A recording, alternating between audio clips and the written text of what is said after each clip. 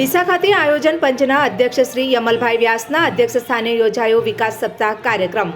બનાસકાંઠા જિલ્લામાં કુલ ₹25.56 કરોડના 445 વિકાસ કાર્યોનું કરાયું ઈ ખાતમુહૂર્ત અને લોકાર્પણ। ભોયણ ખાતે ₹314 લાખના ખર્ચે સુવિધાઓથી સજ્જ નવનિર્મિત ITI ભવનનું કરાયું લોકાર્પણ। નર્મદા કેનાલ અને સુજલામ સુફલામ યોજનાઓ થકી બનાસકાંઠામાં કાયમી ધોરણે પાણીની સમસ્યા દૂર થઈ।